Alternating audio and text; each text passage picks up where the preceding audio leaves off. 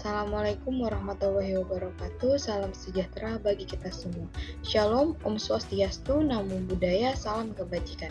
Pada kali ini, kelompok kami ingin menjelaskan tentang soal ujian akhir semester yang diberikan oleh Ibu Suryani selaku dosen mata kuliah Kalkulus 2. Saya sebagai perwakilan dari kelompok 3 ingin memperkenalkan anggota kelompok saya terlebih dahulu.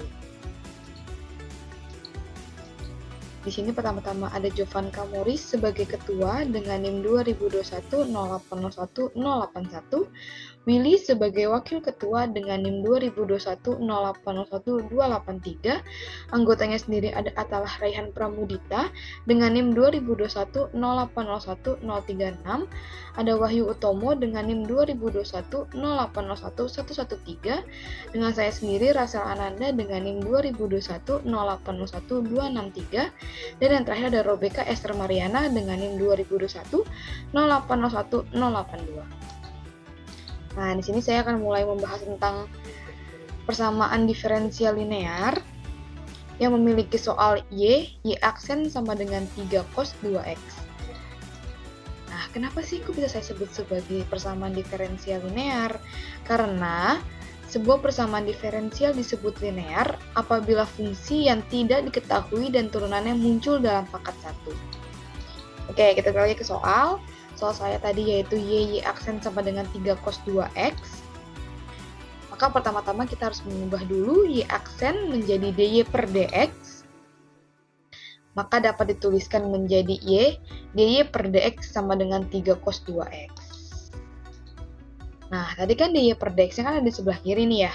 Nah, sekarang dx kita pindahin nih ke sebelah kanan. Jadinya Y dy sama dengan 3 cos 2x dx. Setelah dipindah ruaskan, maka akan menjadi integral Y terhadap dy dan integral 3 cos 2x terhadap dx. Nah, setelah itu maka hasilnya akan menjadi Y kuadrat per Y tambah C1 sama dengan 3 per 2 sin 2x tambah C2. Pasti menanyakan dong, kok ini tadinya cos jadi sin gitu ya? Nah, jadi sin ini merupakan integral dari cos. Nah, ini tuh hasil finish banget. Maka hasil finishnya adalah Y kuadrat per Y sama dengan 3 per 2 sin 2x tambah C. Kenapa nih? Kok ini C doang ya? Harusnya kan C1 tambah C2. Karena C1 dan C2 itu bernilai sama seperti C. Baik, selanjutnya akan dilanjutkan oleh teman saya. Baik, selanjutnya untuk nomor 2 akan saya jelaskan. Nah, dari berikut ini adalah tentukan persamaan diferensial berikut ini. Nanti dari dy per dx dengan min 4x plus 3y per 2x plus y ini nih hitungannya sebenarnya homogen atau non-homogen. Nah, untuk penjelasan ya, persamaan di atas ini merupakan persamaan diferensial homogen. Bagaimana kita dapat mengetahui hal tersebut? Pertama-tama perlu diketahui jika m dalam kurung x, y dalam kurung dx plus n dalam kurung x, y dy sama 0 dapat disebut persamaan diferensial homogen apabila dapat ditulis dalam bentuk dy per dx dengan f dalam kurung y per x. Jadi biasanya ini kita mulai dari angka pertamanya ya. Jadi pertama-tama itu kalikan dulu pembilang dan pembilang dengan 1 per x. Jadi hasilnya seperti ini. Jadi 2y sama dengan per 4x plus 3y per 2x plus y kali 1 per x dulunya. Nah, lalu bawahnya min 4 tambah 3y per x per 2 plus yx. Setelah itu, karena dia per dx bisa ditulis jadi f y per x, maka disimpulkan bahwa persamaan di atas merupakan persamaan diferensial homogen. Lalu untuk mempermudah pengerjaan, maka kita lakukan permisalan dan substitusi sehingga v sama dengan y per x. Nah, itu dijadikan jadi y sama dengan x per v, x kali v. dv per dx sama dengan 1 per x kali dy per dx min y x kuadrat. Yang dimana nanti hasilnya jadi dy per dx sama dengan x dv per dx plus v sama dengan min 4 plus 3 v per 2 plus v. Nah, nanti pindahkan v-nya itu ke sebelah kanan agar nanti bisa disederhanakan.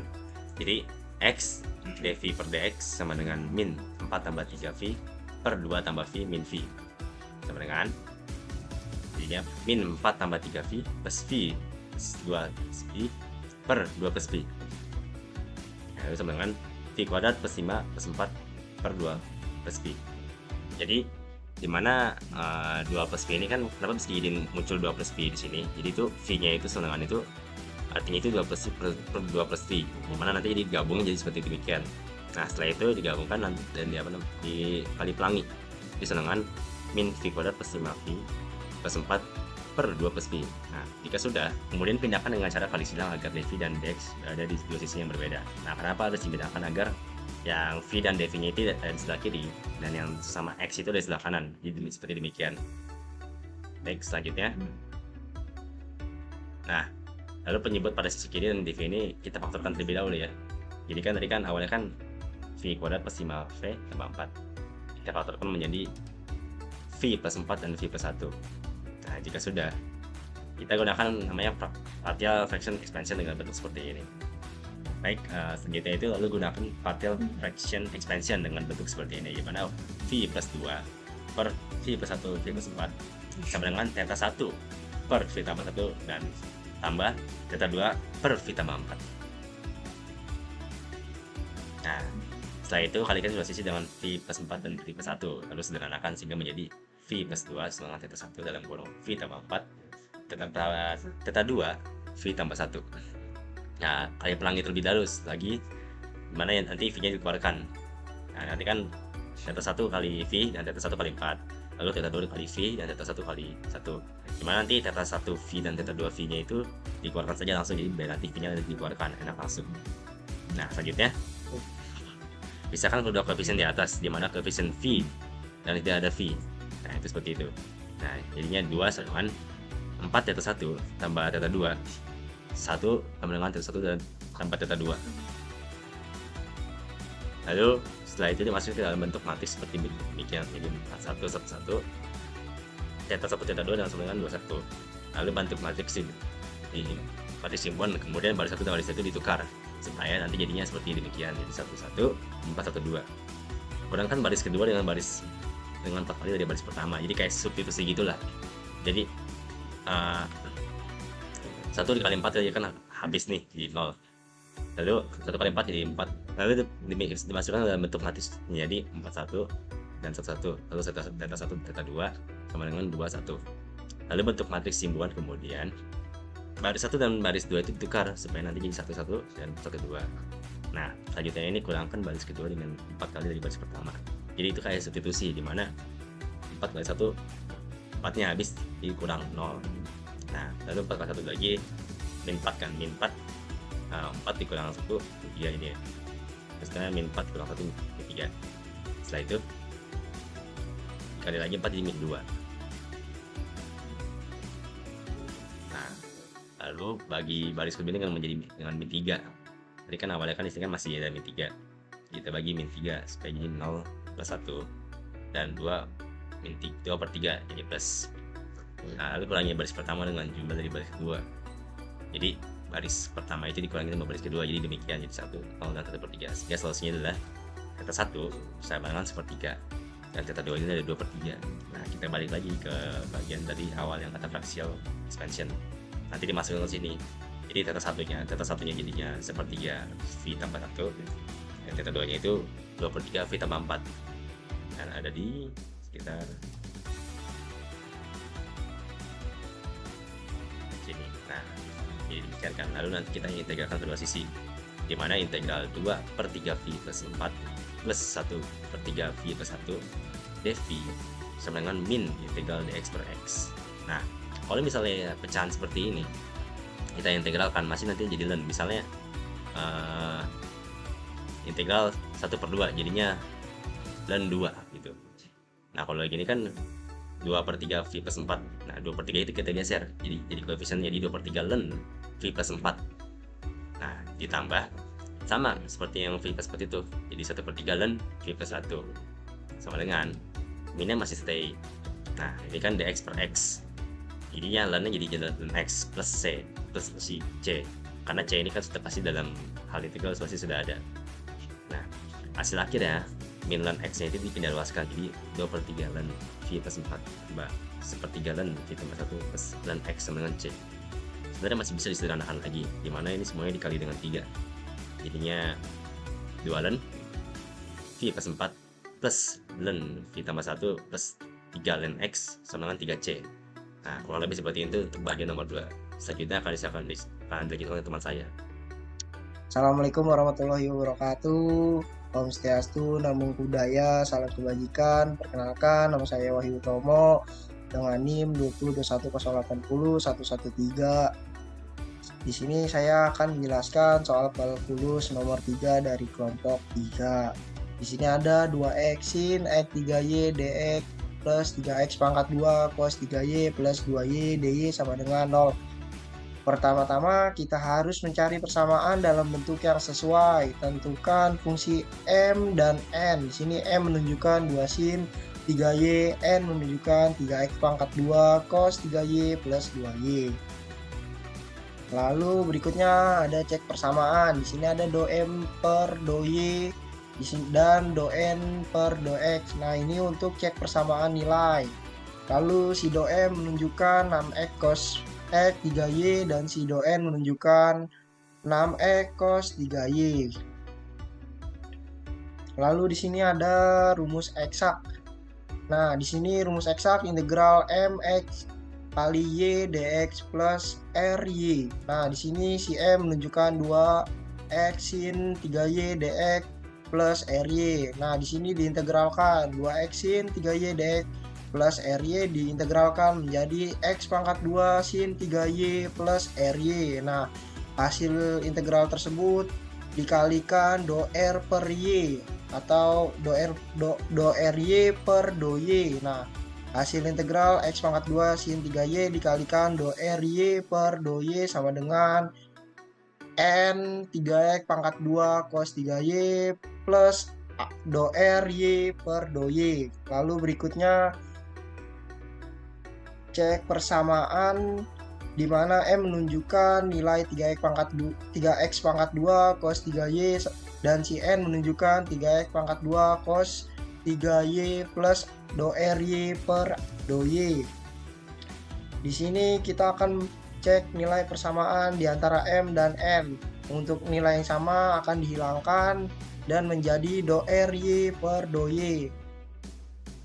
Lalu si do ry per do y sama dengan 0. Kenapa 0? Karena ini yang dicoret hasilnya menjadi 0.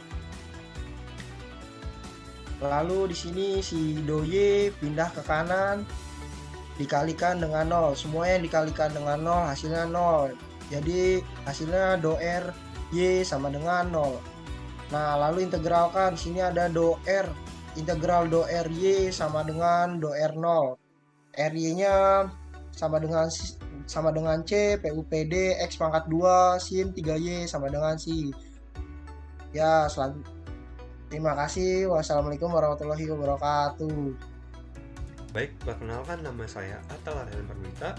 Pada kali ini saya akan menjelaskan soal nomor 4, yang dimana soal tersebut berbunyi Y double aksen minus Y aksen minus 3 sama dengan 4E pangkat 3X plus cos X.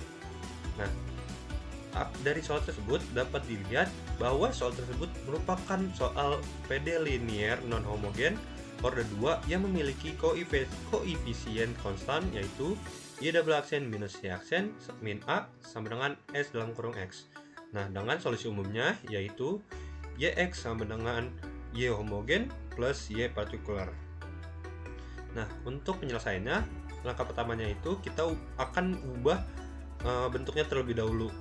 Kita lihat apabila kita lihat di soal, di sini kan tiganya minus 3 ada di sebelah kiri. Nah, kita ubah bentuk untuk mempermudah pengerjaan. Kita ubah menjadi sebelah kanan menjadi Y double aksen minus Y aksen sama dengan 4E pangkat 3X plus cos X plus 3. Nah, setelah itu kita akan lanjutkan lagi ke solusi homogen. Nah, apabila persamaan karakteristik dari PD tersebut dimisalkan menjadi Y double aksen sama dengan R2 lalu Y aksen menjadi R, maka akan menghasilkan R2 minus R sama dengan 0, lalu ada R dalam kurung R min 1 sama dengan 0. Nah, setelah itu akan ditemukan akar-akar persamaan karakteristiknya, yaitu R1 sama dengan 0, lalu R2 sama dengan 1. Nah, untuk lanjutannya, karena terdapat dua nilai R yang berbeda, jadi di sini solusinya yaitu Y homogen sama dengan C1 E pangkat R1X ditambah C2E pangkat R2X. Nah, setelah kita menemukan R1 dan R2-nya, kita masukkan lagi ke dalam rumus yang satu ini. Berarti kita akan mendapatkan hasil Y homogen sama dengan C1 pangkat 0 tambah C2 pangkat EX. Kapan di sini 0 tadi karena R1-nya kan 0, lalu R2-nya itu 1. Karena R2-nya itu 1, jadi kita tulis saja E pangkat X. Nah, di sini di mana C1 pangkat 0 itu yaitu 1. Sama saja dengan 1.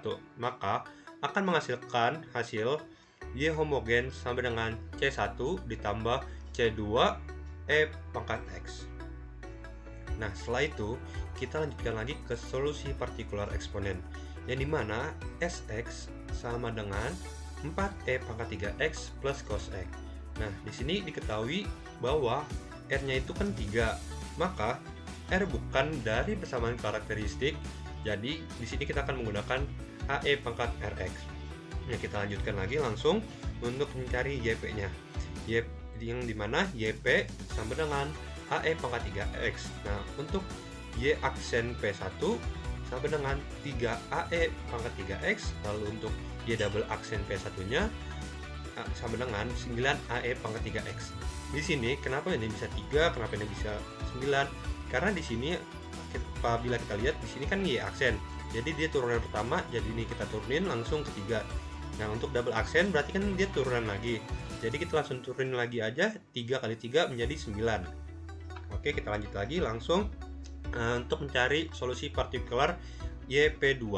Nah, untuk YP2 itu kan kita tadi di soalnya itu cos X. Nah, kita langsung lanjut lagi ke YP2 sama dengan B cos X plus C sin X. Nah, untuk turunannya yaitu Y aksen P2 sama dengan min B sin X plus C cos X. Lalu ada Y double aksennya yaitu min B cos X lalu dikurangi C sin X. Nah, kan kita di sini udah mendapatkan YP1 dan YP2-nya. Maka dapat kita lanjutkan dengan menjumlahkan keduanya. Jadi mana soalnya yaitu YPX sama dengan YP1 ditambah YP2 ditambah YP3. Nah, di sini kita langsung masukin aja kan untuk YP1 dan YP2-nya. Menjadi AE pangkat 3X ditambah B cos X ditambah C sin X plus D. Nah, di sini kenapa ada 3? Karena tadi kan di belakangnya kan ada 3. Nah, 3 ini merupakan konsta. Maka YP3 dapat dinyatakan dengan D. Lalu langsung kita turunin aja. Jadi Y aksen P sama dengan 3AE pangkat 3X minus B sin X plus cos X. C cos X. Lalu ya selanjutnya Y double aksen PX sama dengan 9AE pangkat 3X min B cos X min C sin X. Nah, langkah selanjutnya langsung kita bisa substitusikan ke PD awal yang tadi, yang dimana kita lihat di sini soalnya Y aksen minus Y double aksen minus Y aksen sama dengan 4E pangkat 3X plus cos X plus B plus 3, sorry. Nah, di sini kita langsung masukin aja Y double aksennya dan Y aksennya menjadi 9AE pangkat 3X min B cos X min C sin X min 3AE pangkat 3X minus B sin X plus C cos X sama dengan kita salin aja di sini. Langsung di sini kita salin, lalu kita di sini bisa coret-coret ya untuk yang sama-sama. Misalkan di sini ada 9AE dan 9AE dikurangi 9AE jadi 6. Nah, selanjutnya juga sama, ini ada cos, ada sin bisa kita jumlahkan. Di sini di sini kenapa bisa menghasilkan 6AE pangkat 3X sama dengan 4E pangkat 3X? Karena di sini apabila kita lihat di ruas kiri dan ruas kanan sama-sama memiliki E pangkat 3X, di sini juga ada E pangkat 3X, jadi dapat dinyatakan bahwa 6AE pangkat 3X sama dengan 4E pangkat 3X yang akan menghasilkan 6-nya kita pindahkan ke sebelah kanan menjadi A sama dengan 4/6, lalu kita sederhanakan menjadi 2/3. Nah, kita lanjutkan lagi. Karena karena tadi di sebelah kiri ada cos X juga, lalu di sebelah kanan ada cos X juga, jadi kita bisa disatuin. Jadi kita di sini bisa lihat minus B plus C cos X sama dengan cos X. Nah di sini karena di sini ada cos, di sini ada cos, jadi kita langsung dihabiskan saja. Jadi tinggal sisa minus B plus C sama dengan 1. Lalu tadi kan di kiri ada sin tapi di kanan nggak ada sin. Jadi di sini kita bisa pasang 0. Jadi minus B minus C sin X sama dengan 0 sin X. Yang dimana minus B min C sin X sama dengan 0. Karena di sini nggak ada sin, jadi kita langsung aja. Nah, karena di situ karena langkah tersebut kita bisa langsung eliminasi dan substitusi. Apabila kita lihat sini, minus B plus C sama dengan 1, lalu ada min B minus C sama dengan 0, kita langsung eliminasi aja menjadi minus 2B sama dengan 1, lalu kita pindah ruaskan menjadi B sama dengan minus 1 per 2. Lalu kita lanjutkan lagi ke substitusi, yang dimana kita masukkan ke substitusi minus B plus C sama dengan 1. Karena tadi B nya udah ketemu, kita langsung masukin aja. Jadi minus 1 per 2 plus C sama dengan 1. Dan langsung kita menemukan hasilnya yaitu C sama dengan setengah. Nah langkah selanjutnya, setelah kita mendapatkan nilai B dan C, maka kita dapat memasukkannya ke dalam YP yang sudah kita temukan sebelumnya. Yang dimana tadi kan YP sama dengan AE pangkat 3X plus B cos X plus C sin X plus D. Nah tadi kan B sama C nya udah ketemu, jadi kita langsung masukin aja. Jadinya YP sama dengan 2 per 3 AE pangkat 3X plus minus 1 per 2 cos X plus setengah sin X plus D. Nah setelah itu maka kita akan menemukan solusi umumnya, yaitu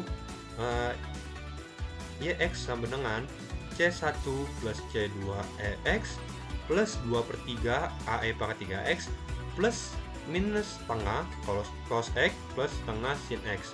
Kenapa ya bisa berbentuk seperti ini? Karena tadi di awal kan kita bisa lihat bahwa YX itu sama dengan Y homogen plus Y partikular. Di sini kan Y homogennya itu kan C1 plus C2 pangkat EX. Lalu Y partikularnya itu hasilnya 2 per 3 AE pangkat 3X plus minus setengah cos X plus setengah sin X. Mungkin segitu saja yang dapat saya jelaskan, kurang lebihnya mohon maaf. Terima kasih. Sekarang kita akan masuk ke nomor 5, yaitu kita disuruh untuk mencari aplikasi dalam kehidupan sehari-hari persamaan diferensial.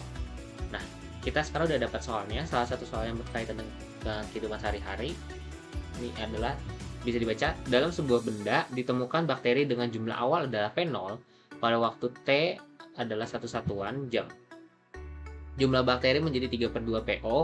Jika laju pertumbuhan adalah proporsional terhadap jumlah bakteri atau bisa dibilang PT, pada waktu T, tentukan pada saat kapan jumlah bakteri akan menjadi 5 kali lipat dari jumlah semula.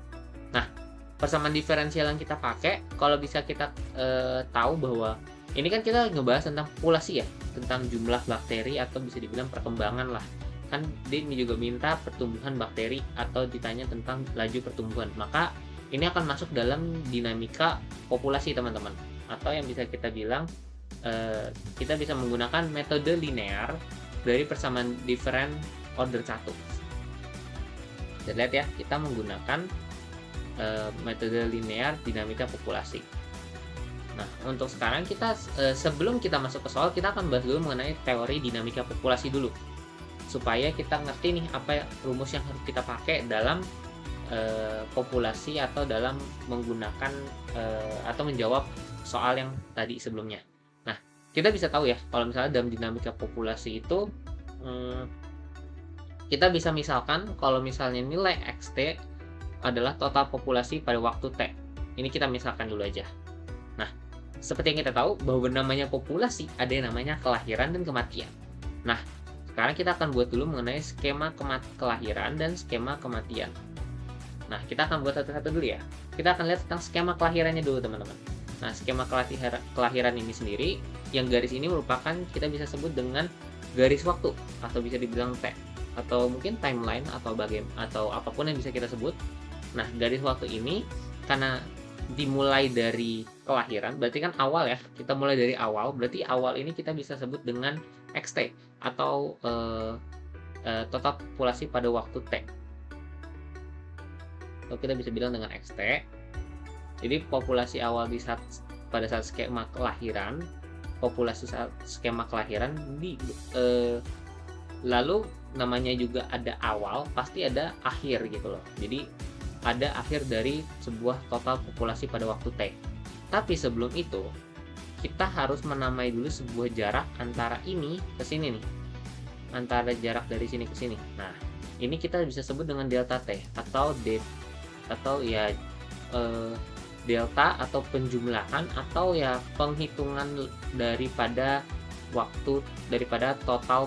populasi pada waktu T. Ya kan tadi kan T kita bisa dibilang waktu ya. Jadi waktu yang dibutuhkan nih adalah delta T, jumlah total waktu yang dibutuhkan. Maka dengan itu kita bisa menyimpulkan bahwa akhir atau ujung dari skema kelahiran itu bisa kita asumsikan atau kita lambangkan sebagai X dalam kurung T ditambah delta T.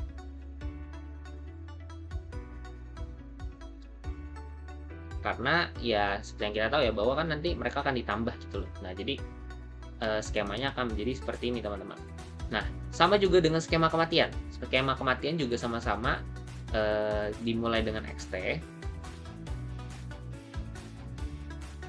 lalu juga diakhiri dengan XT plus delta T, dengan catatan bahwa ini juga adalah delta T teman-teman, karena kan sama-sama waktu ya. Jadi sama-sama waktu nih, dari sini kan ini kan sama-sama waktu ya, skema waktu kematian ini juga bisa disebut dengan timeline atau garis waktu. Nah, sehingga kita bisa simpulkan bahwa skema kelahiran itu bisa punya rumus seperti ini, karena kan ini akhirnya, ini endingnya, ini ending dari penjumlahan kedua antara waktu dan awal. Jadi kita bisa masukkan ke dalam rumus. Jadi XT tambah delta T sama dengan nilai XT yang tadi sebelumnya ini, terus ditambah dengan beta ini seperti yang kita tahu, beta itu ini ya, beta itu kita bisa sebut sebagai laju kelahiran.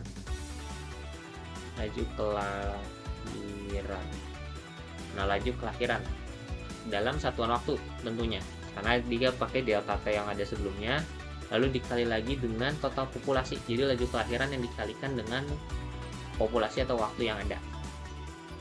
Nah, selanjutnya sama juga dengan skema kematian, skema kelahiran, skema kematian juga memiliki rumus yang terbilang mirip, karena ya kan karena kalau ada kelahiran pasti ada kematian gitu loh. Namanya juga kehidupan pasti ada yang namanya kelahiran dan kematian. Nah, kita juga bisa menuliskan rumus yang sama. Tapi pertanyaan, kita bisa lambangkan dengan ini, kita ganti ya. Ini bukan beta supaya membedakan, karena ini kan tadi laju kelahiran ya. Jadi ini adalah mu yang kita bisa sebut dengan laju kematian. Nah, pertanyaannya adalah kenapa ini dikurang?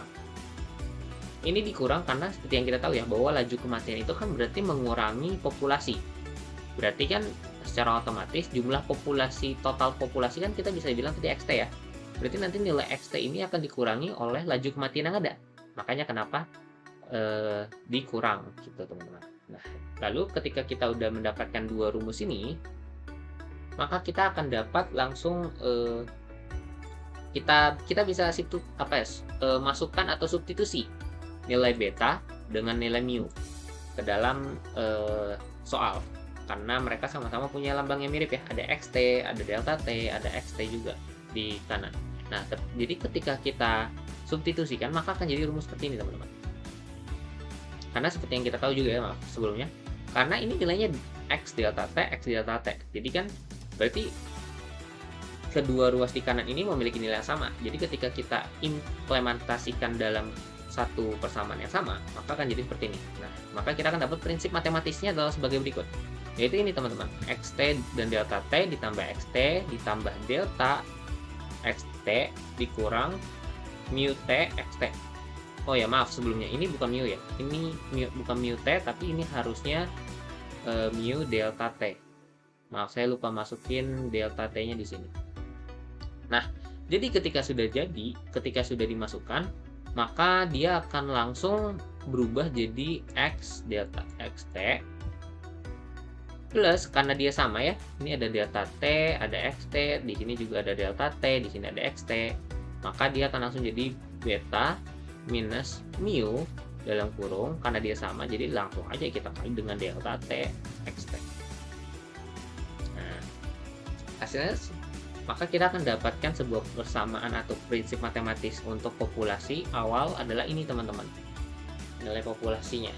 Jadi nah setelah itu kita bisa asumsikan bahwa nilai delta T itu delta T atau kurun waktu yang ada itu sangat kecil.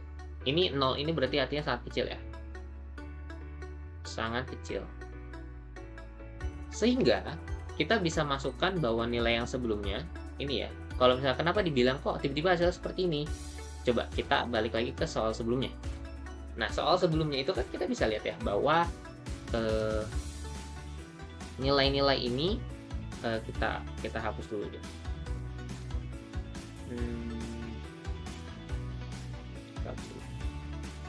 Nah nilai-nilai ini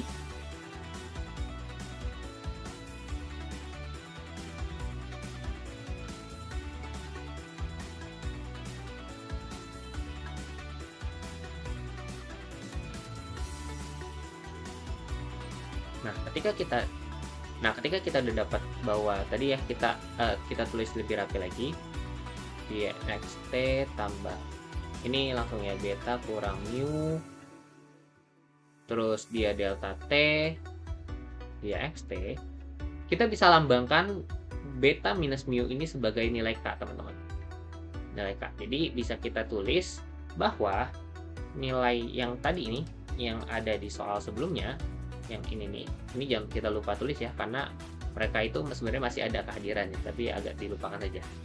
Nah kita bisa langsung pindah ruaskan teman-teman. Jadi untuk kita lebih simple atau lebih simplify atau lebih disederhanakan gitu bentuknya.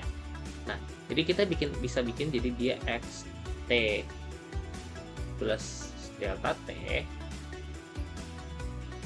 sama dengan ini kan XT ya teman-teman. XT itu kan dia di sini masuk ke dalam media pertambahan. Berarti secara otomatis dia akan menjadi ketika kita pindah ruaskan, maka dia akan menjadi pengurangan.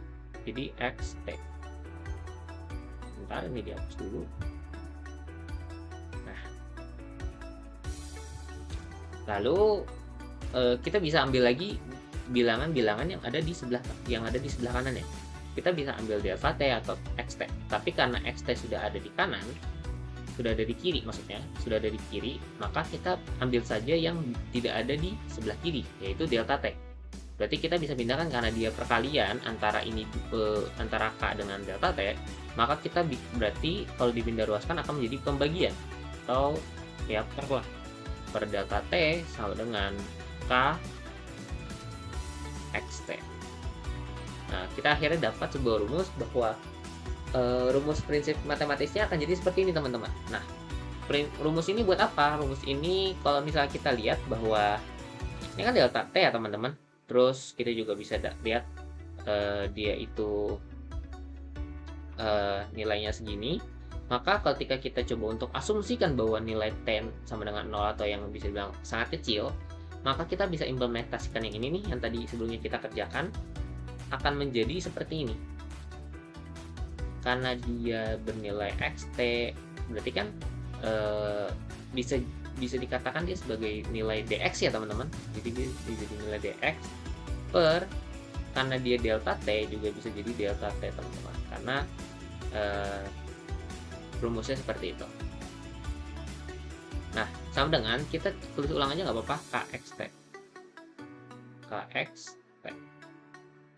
Nah maka kita akan dapat sebuah persamaan diferensialnya, atau ya benar, dia adalah persamaan diferensialnya. Nah sebagai catatan, kalau misalnya dia nilai betanya lebih kecil daripada nilai mu, atau bisa dibilang nilai laju perkembangan atau laju kelahirannya lebih gede daripada mu, maka ya statusnya akan naik teman-teman, atau bisa dibilang kalau di grafik akan jadi seperti ini, naik ke atas terus gitu. Tapi kalau misalnya dan catatan nilai beta lebih kecil daripada nilai mu, maka grafik yang akan terbentuk adalah seperti ini. Nah, maka kalau seperti itu, maka populasi akan mengalami kepunahan. Nah, seperti itu teman-teman. Itu sebagai catatan kecil aja. Nah, sekarang kita akan langsung next ke selanjutnya. Nah, kita udah dapat ya teman-teman tadi nilai dx dan dt itu adalah persamaan diferensial. Nah, setelah kita dapat ini, kita juga bisa lambangkan atau kita bisa masukkan atau ya bisa dibilang kita asumsikan lagi kalau misalnya nilai dx per dt kan dia turunan x ya. Ya maksudnya nilai x terhadap t dan segala macam. Jadi kita bisa asumsikan, jadi kita ubah dia menjadi x per to, x dalam kurung t0. Lalu nilai x juga sama dengan 0. Karena tadi kita bisa masukkan bahwa nilai x-nya kan ya tadi kita bisa asumsikan bahwa tadi sebelumnya nilai delta t adalah 0. Jadi kita bisa langsung masukkan dia nilainya jadi 0 juga. Nah, maka kita akan dapat persamaan diferensial ini. Nah, setelah kita dapat persamaan diferensial ini, nilai K ini ada sebuah keharusan kalau misalnya dia itu merupakan konstanta proporsional. Nih, dia merupakan nilai konstanta proporsional. Yang mana kalau misalnya tadi yang sebelumnya saya bilang ya, kalau misalnya nilai K-nya merupakan nilai positif, bernilai positif, maka dia akan populasinya semakin naik. Tapi kalau misalnya K-nya adalah negatif, berarti populasinya akan semakin menurun atau bisa dibilang kepunahan. Punah. Nah, setelah itu kita coba kembali lagi ke soal. Nah, kita lihat lagi ya bahwa di dalam sebuah benda ditemukan bakteri dengan jumlah awal adalah P0 pada waktu T sama dengan 1 satuan jam. Jumlah bakteri akan menjadi 3/2. Berarti kalau kita masukkan ke rumus, berarti kan ini kita mencari info dulu atau bisa dibilang fakta. Berarti kan nilai T ketika dia 1 itu sama dengan 3/2 PO ya. 3/2 PO. Lalu jika laju pertumbuhan adalah proporsional itu yang tadi ya. Nih, ketika dia proporsional, maka kita bisa pakai rumus yang ini teman-teman. Jika dia proporsional terhadap jumlah bakteri PT pada waktu T, tentukan kapan bakteri akan menjadi 5 kali lipat daripada jumlah semula. Nah, itu berarti yang ditanya adalah nanti kita akan cari nilai untuk PO-nya dulu teman-teman. Nah, coba kita next aja deh. Nah, ketika kita udah dapat soal ya, tadi kan ini ya, dia P0 ya, P0. Nah, jadi kita bisa masukkan bukan pakai dx, karena kan tadi dia nilainya x ya. Jadi kita ganti nilai x yang sebelumnya menjadi nilai P teman-teman. Sekarang kita akan masuk ke dalam jawabnya teman-teman. Nah, seperti yang kita tahu gitu tadi kita bisa pakai rumus yang tadi ya sebelumnya ya, yaitu rumus yang ini dx per dt sama dengan kx dalam kurung t, yaitu k-nya ini kan dia merupakan nilai dari kematian dan kelahiran ya. Jadi ketika kita masukkan lagi ke dalam sini, kita masukkan lagi ke dalam soal, maka kita bisa ubah jadi P. P ini apa? P ini merupakan nilai pertumbuhan proporsional atau P ya P lah bisa dibilang. Karena dia proporsional, kita bisa juga ganti nilai X ini menjadi nilai P. Jadi X itu sama dengan P. Nah, lalu kita bisa masukkan dalam rumus. Jadi nilainya adalah ini. Lalu kita bisa selesaikan dengan faktor integrasi. Sebelumnya kan kita tahu ya soalnya rumus awalnya itu merupakan ini ya, dp per dt sama dengan kp. Lalu kita bisa sebelum kita faktor integrasikan, kita bisa jadikan dia itu sama dengan 0. Sama dengan 0 itu supaya ya bisa dibilang habis lah gitu. Karena dia bernilai sama kan, jadi kan karena kita pindah ruaskan, maka dia akan berubah menjadi minus. Nah, kalau kita selesaikan dengan faktor integrasi atau FI, faktor integrasinya ini kan kita bisa pakai dengan mu t sama dengan nilai E min KT. Kenapa bisa bilang KT? Karena kan ini min ini diambil dari yang ini ya, soal sebelumnya, cara sebelumnya lah, atau ya itulah yang sebelumnya, maaf. Nah, KT ini kan tadi T ini waktu ya, karena kan dia juga sama-sama dia berpengaruh pada T, maka di sini juga pakai T. Lalu jadi kita bisa bikin karena dia faktor integrasi, karena faktor integrasinya juga merupakan nilai E min KT, jadi kita bisa masukkan ke dalam soalnya, ke dalam yang ini nih tadi nih, ke dalam yang sini. Nah, kalau kita udah masukin sini, jadi kita bisa dapetin nilainya itu jadi E min KT kali dp per dt, terus di minusnya itu minus apa? Minus E lagi, karena kan dia faktor integrasi ya, karena mereka ini sama-sama kita kalikan dengan ini nih, kita kalikan dengan ini nih teman-teman, dengan E pangkat min KT, karena kan ya namanya juga disamain semua kan, jadi ini E kali E min KT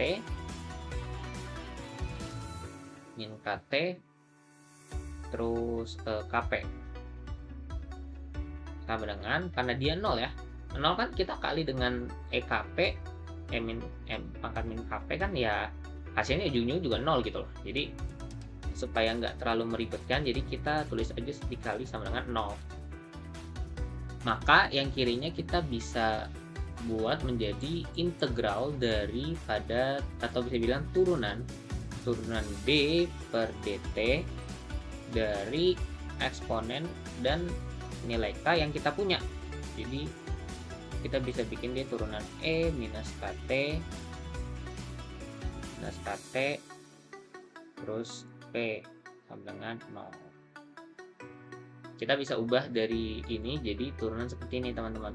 Nah, atasnya akan diintegralkan, nilai ini akan diintegralkan menjadi E min KT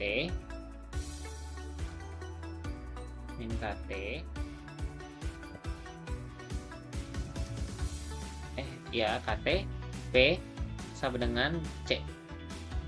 Sebenarnya nggak harus sama dengan C dulu sih teman-teman, karena awalnya itu kan dia konstanta ya teman-teman, karena dia konstanta maka dia akan jadi plus nih, plus C sama dengan 0. Cuma karena kita tukar posisi dia jadi kita ubah jadi C di sini, karena kan dia minus atau plus pun tidak berpengaruh. Jadi ketika kita ubah pun dia menjadi sisi kanan, maka nilainya akan tetap sama nih, E minus KT P sama dengan C jadinya. Lalu kita bisa ubah lagi nih teman-teman, kita bisa ubah dia dari, saya tulis ulang dulu ya, KT P sama dengan C. Kita bisa ubah dia untuk pindahkan nilai KT yang di sini, kita pindahkan nilai eksponennya.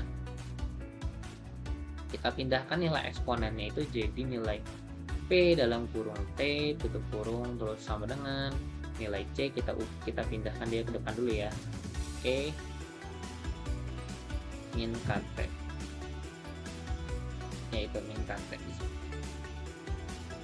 Lalu seperti yang kita tahu ya, dalam soal itu kan tadi nilai diketahui bahwa nilainya itu adalah dia P0. Berarti kalau kita masukkan dia P0, maka dia akan menilai sama dengan CE min KT K0.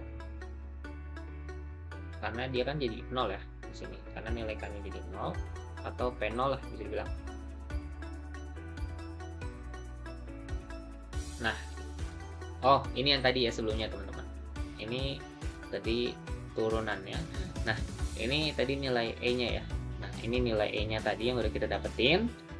Dia ketika kita ubah ruaskan akan jadi seperti ini. Lalu kita tinggal menghitung tadi ya, yang tadi. Karena kita masukin nilai 0 yang di sini. Jadi otomatis dia juga jadi 0 ya. Jadi dia jadi CE K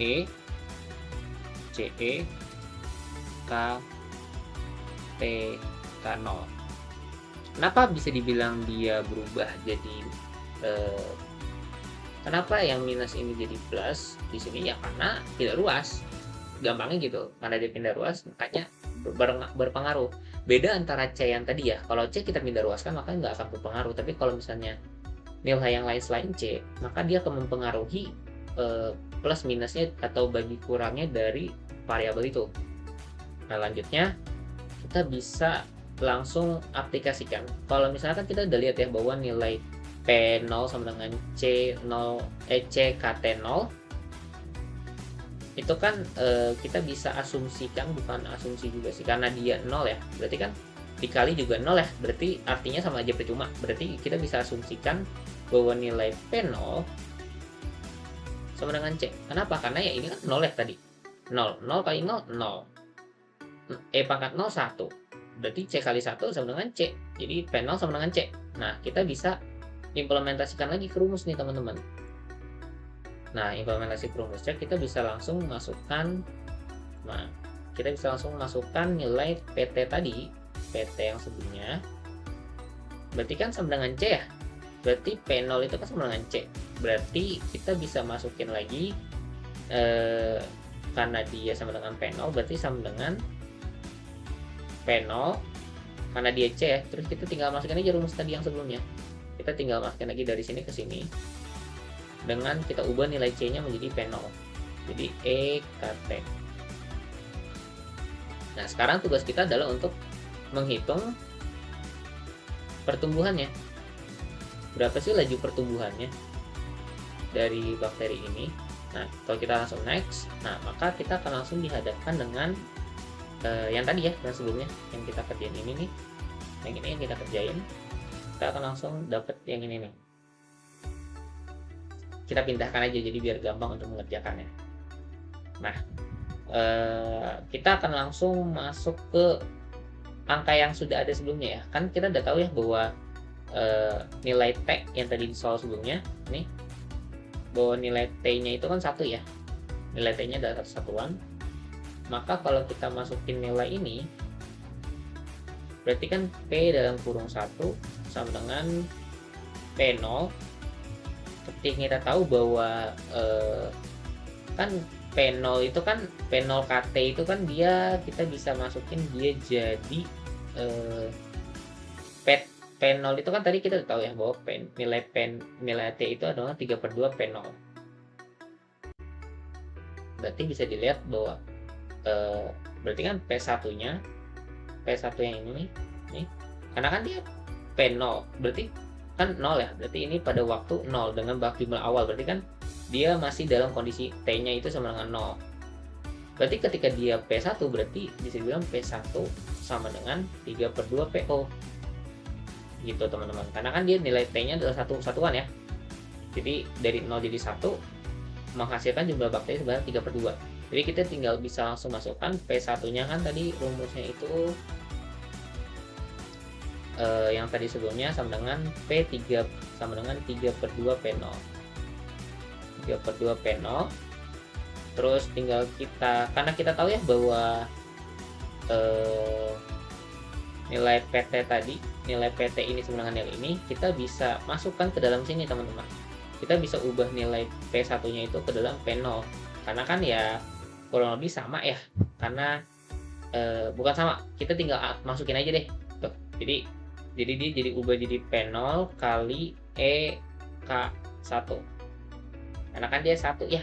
Terus karena 1 berarti kan dikali 1 berarti sama aja dong Kak. Nggak ada perubahan. Jadi kita bisa hapus aja untuk tidak membingungkan atau ya untuk mempermudah lah dalam membacanya. Lanjut, ketika kita udah dikali P0 sama dengan 3/2 PO, kita lihat ya ada yang sama, P0 sama P0, P0 sama dengan P0, kita coret. Lalu kita sama-sama kita kalikan dengan ln n, dengan ln. Karena kan biar bernilai sama aja. Karena di eksponen kita bisa pakai ln. Jadi ln eksponen K sama dengan 3/2. Ln 3/2 mas. Nah, setelah itu kan kita bisa dapat ya bahwa ln X, ini kita pindah garis dulu. Nah, kita bisa tahu ya bahwa nilai ln K itu kan dia sama dengan K ya. Terus sama dengan ln 3/2 itu kalau kita hitung, maka kita akan dapat nilainya itu adalah 0,405. 055. Nah, maka kita dapat nih laju pertumbuhan atau nilai K-nya dari nilai gabungan antara beta dengan mu atau kelahiran dikurang sama kelahiran dikurang sama kematian adalah nilai K ini 0,4055. Nah, kita bisa langsung masuk ke soalnya. Bukan masuk soal, maksudnya kita bisa langsung implementasikan nilainya ini loh teman-teman. Karena K-nya tadi kita udah tahu ya bahwa dia 0,45T. Jadi kita bisa langsung masukkan karena ini tadi K ya. Jadi kan tadi KT ya di sini KT. Jadi 0,045455T. Lanjutnya kita bisa masukin lagi nih teman-teman ke dalam soal tadi kan kita ditanya nih PT dalam waktu 5 jam nih ya. Jadi bisa dibilang bahwa nilai berarti kan untuk ditanya untuk nilai PO itu dia 5 kali lipat. Berarti sama setara dengan nilai 5 PO. Kan 5 kali lipat ya. P0. Lanjutnya kita bisa langsung nih teman-teman masukin mana mouse-nya. Nah, kita bisa langsung masukin karena ditanya nilai T-nya berapa waktu yang dibutuhkan untuk sama dengan 5 PO. Berarti kita bisa langsung implementasikan nilai PT ini karena kita udah tahu ya tadi PT itu sama dengan P0 ini. Berarti kan sama aja ya kalau kita ubah PT ini jadi P0E ini ya, kita ubah jadi nilai kanannya, berarti kan nilainya sama aja. Jadi kita bisa masukkan ya P0E 0,4055T sama dengan kita kan karena kita mau mencari berapa waktu yang dibutuhkan atau kita mencari nilai T nih, T yang dibutuhkan untuk supaya dia jadi 5 PO. Jadi kita sama dengan 5 PO teman-teman. Nah, karena ini sama lagi PO kita coret. Terus karena dia balik lagi ya sama kayak cara sebelumnya, kita bisa kalikan dengan len. Kalikan dengan nilai len. Lalu ketika kita kalikan dengan nilai len, masuk dulu deh sekarang. Tutup dulu gini. Nggak mau tutup dulu pintunya PC. Kencang. Ini aku lagi rekaman. Dah, bentar ya. Bentar aja. Nah, kita bisa kalikan dengan nilai len, bisa dikalikan dengan len teman-teman. Nah, ketika kita bisa kalikan dengan nilai len, maka langsung aja ya, kita langsung jadi len E pangkat 0,4055T sama dengan len 5. Nah, karena udah seperti ini, kita bisa aja langsung masukin, kalau kita udah tahu ya bahwa tadi kan sebelumnya kalau misalnya len E itu kita ubah jadinya nilai K-nya sendiri, berarti ini sama aja. Jadi len E itu kalau kita turunin, berarti dia akan langsung jadi nilainya 0,4055T. Lalu kita langsung dia juga masih len 5 ya, dan len 5 kan kalau kita masih samakan dulu len 5-nya, kita masih ini len 5. Kita tidak usah ubah terlebih dahulu. Nah, setelah kita dapat len 5, dia dapat hasil yang sebelumnya, maka kita bisa pindah ruaskan untuk nilai yang ada di sebelah kiri, ruas sebelah kiri. Karena dia 0,4055 kali T, berarti otomatis ketika dipindah ke kanan, maka dia akan berubah menjadi pembagian. Berarti otomatis dia akan menjadi T sama dengan len 5 per 0,4055. Nah, karena agak susah ya untuk mencari nilai ini, maka kita akan langsung gunakan kalkulator teman-teman. Langsung ketika kita gunakan kalkulator, maka hasilnya akan menjadi 3,97 jam. Atau 3,97 tapi dia dalam bentuk satuan jam. Maka dapat disimpulkan bahwa jumlah waktu yang dibutuhkan untuk mencapai 5 kali lipat daripada jumlah semula adalah sekitar 3,97 jam. Atau kalau kita konversikan ke dalam jam yang sebenarnya, akan menjadi 3 jam 58 menit atau 4 jam. Karena ya, namanya juga kita bulatkan ya, jadi biar ada patokan pembulatannya, jadi kita langsung jadikan 4 jam. Dan untuk soal nomor 6 akan diserahkan oleh Esther. Halo, selamat siang. Saya dengan Rodnika Esther Mariana dengan NIM 2021-192. saya dari kelompok 3. Di sini kami ingin membahas UAS Kalkulus 2.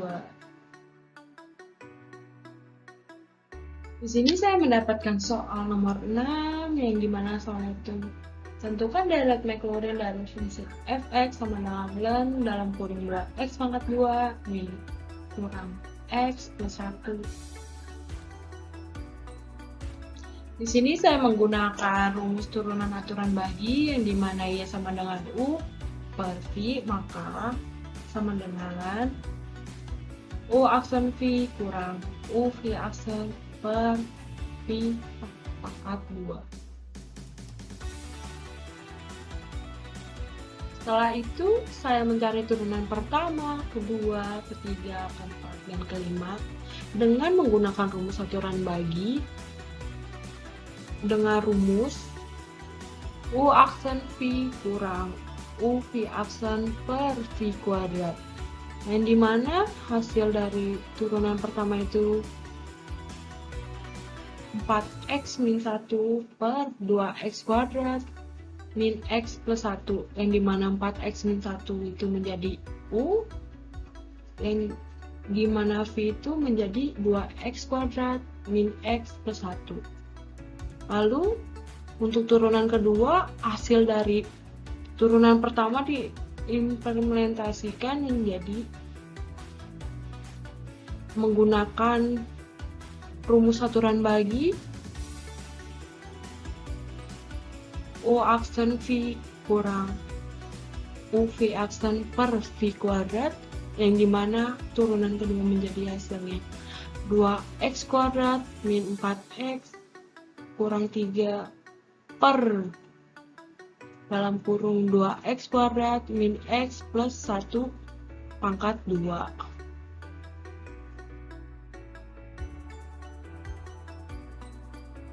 Selanjutnya, pada turunan ketiga kita masih menggunakan rumus aturan bagi, yang dimana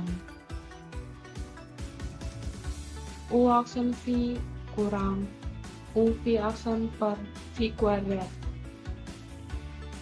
Dari situ kita implementasikan dari turunan kedua ke turunan ketiga dengan hasil 2 dalam kurung 4x min 1 dalam kurung 4x kuadrat min 2x min 5 per 2 dalam kurung 2x kuadrat min x plus 1 pangkat 3. Selanjutnya pada turunan keempat masih menggunakan turunan aturan bagi U aksen V kali kurang U V aksen dari turunan ketiga diimplementasikan ke turunan keempat dengan hasil min 6 dalam kurung 32 x pangkat 4 kurang 32 x pangkat 3 kurang 72 x pangkat 2 plus 40 x plus 1 per dalam kurung 2 x pangkat 2 min x plus 1 pangkat 4. Selanjutnya pada turunan kelima masih dengan rumus yang sama dengan rumus aturan bagi, yang dimana U aksen V kurang U V aksen per V kuadrat. Dari hasil turunan keempat diimplementasikan ke turunan kelima dengan hasil 24 dalam kurung 64 x pangkat 5 kurang 80 x pangkat 4 kurang 240 x pangkat 3 plus 200 x pangkat 2 plus 10 x min 11 per dalam kurung 2x pangkat 2 min x plus 1 pangkat 5.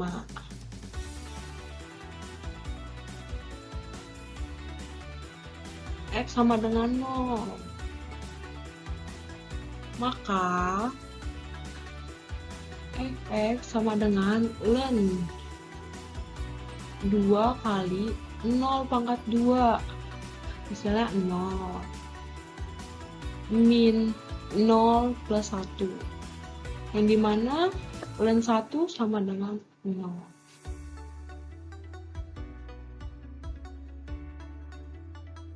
Maka turunan pertama 0 sama dengan 4 kali 0 min 1 per 2 kali 0 pangkat 2 min 0 plus 1 sama dengan 1 per 1.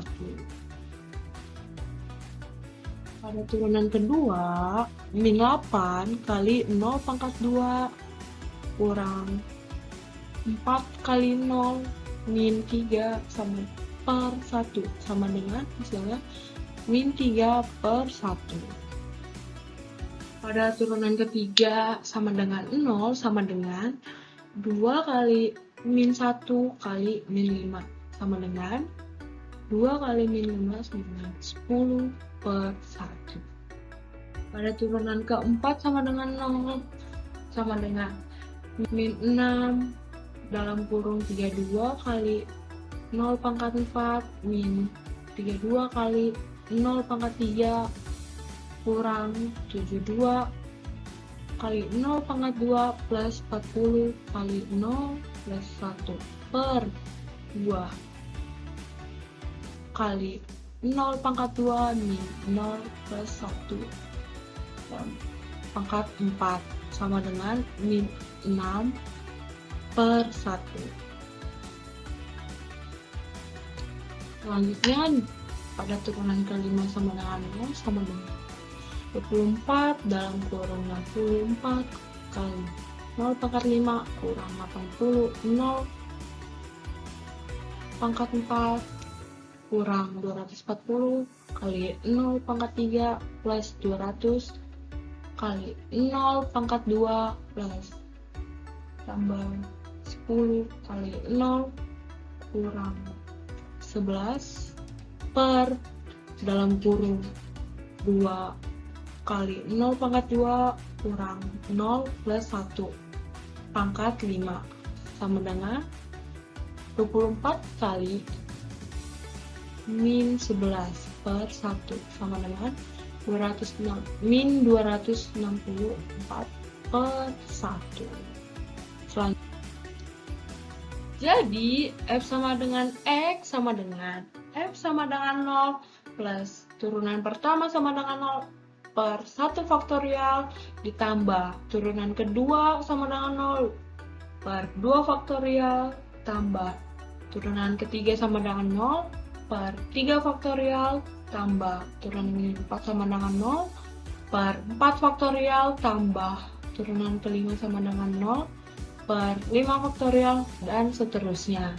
Selanjutnya sama dengan 0 tambah min 1 per 1 faktorial X plus ditambah min 3 per 2 faktorial X pangkat 2 tambah 10 per 3 faktorial X pangkat 3 tambah min 6 per 4 faktorial X pangkat 4 tambah min 264 per 5 faktorial X pangkat 5 dan seterusnya. Selanjutnya sama dengan 0 tambah min 1 per min 1 X tambah min 3 per 2 X pangkat 2 tambah 10 per 6 X pangkat 3 tambah min 6 per 24 X pangkat 4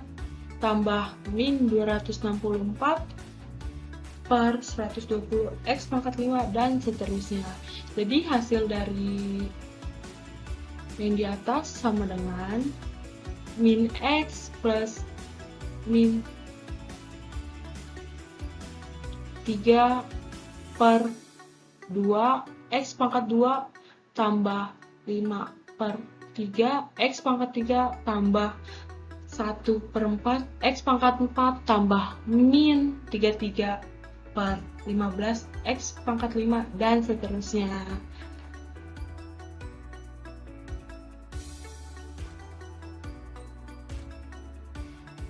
Thank you.